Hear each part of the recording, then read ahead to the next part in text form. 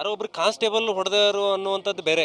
ಅಲ್ಲಿ ADGP ಹಿತೇಂದ್ರ ಅನ್ನುವಂಥವ್ರು ಇದ್ರು, ಅದರ ಜೊತೆಗೆ ಕಮಿಷನರ್ ಇದ್ರು, ಅವರೇ ಲಾಠಿ ಹಿಡ್ಕೊಂಡು ಜನರ ಮೇಲೆ ದನಗಳ ಮೇಲೆ ಹೊಡೆದವ್ರ ರೀತಿ ಹೊಡಿತಾ ಇದ್ರು. ಸೊ ಇದು ಎಷ್ಟರ ಮಟ್ಟಿಗೆ ಸಹಿಸ್ಕೊಳ್ಳುವಂಥದ್ದು? ADGP ಅವರು ನಮ್ಮ ಜೊತೆಗೆ ಚೆನ್ನಾಗಿ ಮಾತಾಡೋದು, ಅಲ್ಲೇ ಲಾಠಿ ಚಾರ್ಜ್ ಮಾಡಿರಿ, ಹೊಡಿರಿ ಅಂತ ಹೇಳೋದು, ಎರಡು ದ್ವಿಮುಖ ಪಾತ್ರವನ್ನು ಮಾಡಿ ಉದ್ದೇಶಪೂರ್ವಕವಾಗಿ ಇದು ಕಾಂಗ್ರೆಸ್ಸಿನ ಸರ್ಕಾರದವರು, ಅದರಲ್ಲಿ ಮುಖ್ಯಮಂತ್ರಿಗಳು ನೇರವಾಗಿ ಈ ಒಂದು ಹೋರಾಟವನ್ನು ಬಗ್ಗಬಡಿಲಿಕ್ಕೆ ಈ ರೀತಿ ನಿರ್ದೇಶನ ಕೊಟ್ಟಿದ್ದಾರೆ. ಆ ಹಿನ್ನೆಲೆಯಲ್ಲಿ ಪೊಲೀಸರು ಕೈ ಹಚ್ಚುವಂಥದ್ದು ಅವ್ರ ಮನಸ್ಸಿರಲಿಲ್ಲ. ನಾನೇ ಹೋಗಿ ನಿಂತುಬಿಟ್ಟೆ ಕೈ ಎತ್ತಿ, ಹೊಡಿರಿ ಅಂದ. ಆದರೆ ಅವಾಗ ಏನೂ ಮುಂದೆ ಬರಲಿಲ್ಲ ಯಾವ ಪೊಲೀಸರು. ಪಾಪ ಅವರಿಗೆ ನಿರಂತರವಾಗಿ ಅಲ್ಲಿಯ ಹಿರಿಯ ಅಧಿಕಾರಿಗಳು ನಿರ್ದೇಶನ ಕೊಡ್ತಾಯಿದ್ರು, ಹೊಡೀರಿ, ಲಾಠಿ ಚಾರ್ಜ್ ಮಾಡಿರ್ತೇಳಿ.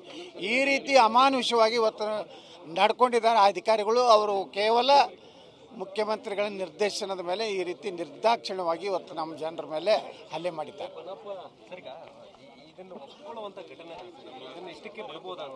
ಇನ್ನು ಇಷ್ಟಕ್ಕೆ ಹೆಂಗೆ ಬಿಡೋಕ್ಕಾಗ್ತೈತಿ? ಜನ ಸಮಾಜ ಹೆಂಗೆ ಬಿಡ್ತೈತಿ? ಮರಿತೈತೆ ಸಮಾಜ. ಈ ರೀತಿ ನಾಯಿಗೆ ಹೊಡೆದಂಗೆ ಬ್ರಿಟಿಷರ ಟೈಮ್ದಾಗ ಹೆಂಗೆ ನಮ್ಮ ಜನರ ಮೇಲೆ ಹೊಡಿತಿದ್ರು ಆ ಟೈಪ್ ಇವತ್ತು ಹೊಡೆದಾರ. ಬ್ರಿಟಿಷರು ಈ ರೀತಿಯ ಅನಾಚಾರ ಅತ್ಯಾಚಾರ ನಮ್ಮ ಮೇಲೆ ಸಮಾಜದ ಮೇಲೆ ಮಾಡಿದ್ದಿಲ್ಲ. ಆದರೆ ಆ ಕೆಲಸ ಇವತ್ತು ಸಿದ್ದರಾಮಯ್ಯನವರು ಕಾಂಗ್ರೆಸ್ ಸರ್ಕಾರ ಮಾಡೈತಿ. ಇದನ್ನು ಜನ ಮರೆಯೋಕ್ಕೆ ಸಾಧ್ಯ ಇಲ್ಲ. ಒಂದು ಕಡೆ ಲಾಠಿ ಚಾರ್ಜ್, ಮತ್ತೊಂದು ಕಡೆ ನಿಮ್ಮ ಸಮಾಜದವರೇ ಎಲ್ಲೋ ಒಂದು ಕಡೆ ಪ್ರವೋಕ್ ಮಾಡಿದ್ರು ಅನ್ನುವಂಥ ಅನುಮಾನ ನಿಮ್ಮ ಸಮಾಜದ ಪ್ರವೋಕ್ ಇಲ್ಲ.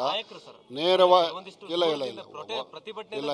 ಇಲ್ಲ ನೇರವಾಗಿ ಮುಖ್ಯಮಂತ್ರಿಗಳ ಆದೇಶದ ಮೇರೆಗೆ ADGP law and order Hitendra ಅವರು ದನ ಬಡ್ದಂಗೆ ಬಡ್ದಾರ.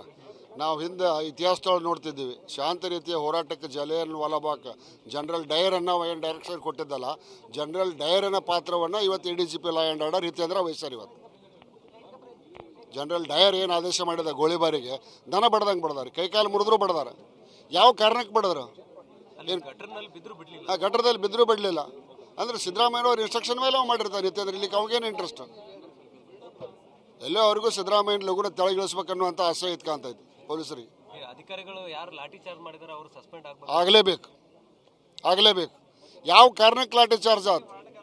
ಒಬ್ಬ ಸಿಟ್ಟಿಂಗ್ ಜಡ್ಜಿನಿಂದ ನ್ಯಾಯಾಂಗ ತನಿಖೆ ಆಗಬೇಕು.